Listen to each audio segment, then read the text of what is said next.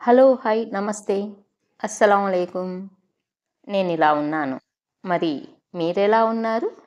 చలి ఒక రేంజ్‌లో ఉంది గదా! కానీ వంటలు చేసుకోవడము, ఇంట్లో పనులు ఇవన్నీ మనకు తప్పవు గదా! ఎండాకాలమైనా, వానాకాలమైనా, చలికాలమైనా, కాలం ఏదైనా గానీ వంటిల్లు మాత్రం ఎప్పుడూ బిజీ బిజీగానే ఉంటుంది. కాలానికి అనుగుణంగా మన వంటలు కూడా మారుతూ ఉంటాయి. నేను మాత్రం రాగి జావా వెరైటీలుగా చేసుకొని తింటాను. కానీ అందులో రాగి పిండి అనేది కామన్ అనమాట. రాగి పిండి కొనుక్కోము మేము. కానీ రాగులు తీసుకొచ్చి మరపట్టించి జల్లెడేసి ఆ తర్వాత రాగి పిండిని వాడుకుంటూ ఉంటాం. అందరూ అంతేలెండి. కానీ దొరకనప్పుడు పిండి బయట నుంచి కొనుక్కొచ్చుకుంటారు. అంతే కదా! ఈరోజు మా పిల్లలు టిఫిన్ కోసమని ఉగ్గాని చేసుకున్నారు. నేను మాత్రం రాగి జావ చేసుకుంటున్నాను. ఈ చలి వల్లనో ఏమో మరి కొంచెం ఆయిల్ ఫుడ్ అవి తిన్నా అరగదనమాట. అందుకని చెప్పేసి నేను ఎక్కువ ఈ రాగి మాల్ట్, రాగి దాంతోనే నేను అడ్జస్ట్ అవుతూ ఉంటాను. నా ఒక్కదాని కోసం వాళ్ళను మారమని చెప్పను. వాళ్ళ కోసం నేను మారను. ఏం చేద్దాం? ఎవరికి నచ్చినట్లు వాళ్ళు ఉండాలి కదా మరి. అందరం కలిసి ఉంటూ ఎవరికి నచ్చిన ఆహారాన్ని వాళ్ళు వండుకొని తింటూ గొడవలు లేకుండా కలిసి ఉండాలి అంటే అది ఒక గొప్ప విషయం అనే నేనంటాను. 2 రోజుల నుంచి చలి ఎక్కువుంది కదా! పైకి వాకింగ్‌కి వెళ్ళట్లేదనమాట.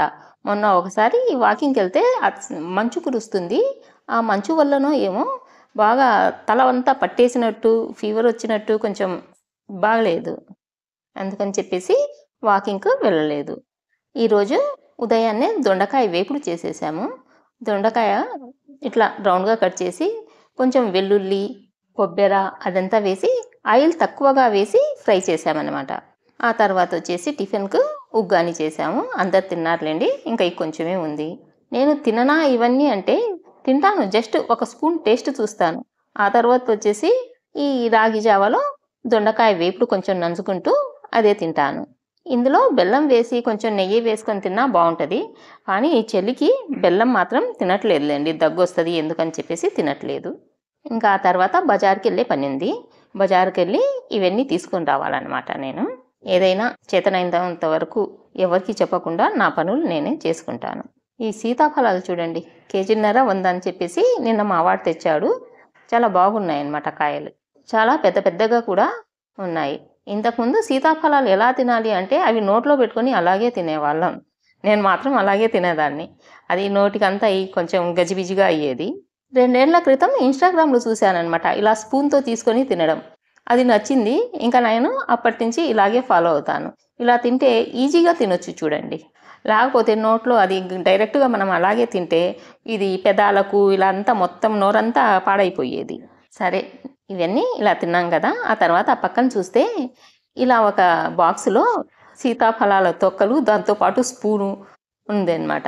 అంటే ఇది మనం అక్కడ స్టవ్ పక్కన ఏమన్నా వేస్టేజ్ పెడతాం కదా! కొంచెం కవరేసి ఏమన్నా ఉల్లిపాయ తొక్కలు అవి ఉంటే అక్కడే పెడుతుంటాం.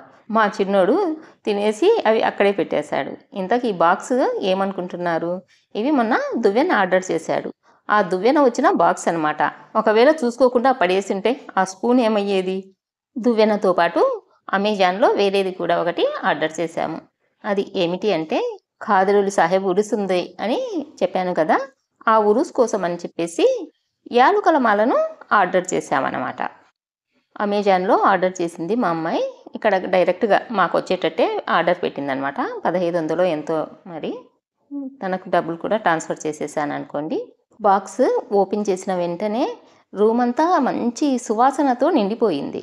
ఓపెన్ చేసి చూపిస్తాను చూడండి. పర్లేదు దర్గాలో వేయడానికి బాగుంటుంది అని చెప్పేసి తెప్పించాను. బాగా పెద్దగానే ఉంది. సరిపోయింది చూడండి. బాగా అంటే చైర్‌కు అటుపక్కకు కూడా ఉంది. ఇట్లా పక్కన పెట్టి ఎందుకు చూపించాలిలే అని చెప్పేసి నేను చైర్ మీద వేసి చూపిస్తున్నాననమాట. అంటే పక్కన ఎందుకు ఇట్లా అని చెప్పేసి అంతేను. చైర్‌కు అటుపక్కకు కూడా ఉంది. బాగుంది కదా! చూడండి ఎంత పెద్దగుందో అంత పెద్దగుంది మరి. ఇంకా నాకు నచ్చింది ఈ యాలుకల మాల. ఇంకా ఉరుస్ కోసం ఎదురు చూస్తూ ఉన్నాను. నేనిలా ఆనందంగా ఉన్నాను. మీరు కూడా మీలాగే ఆనందంగా ఉండాలని కోరుకుంటున్నాను. ఈ వీడియో మీకు నచ్చినట్లయితే లైక్ చేయండి, షేర్ చేయండి అండ్ సబ్స్క్రైబ్ చేయడం మర్చిపోవద్దు.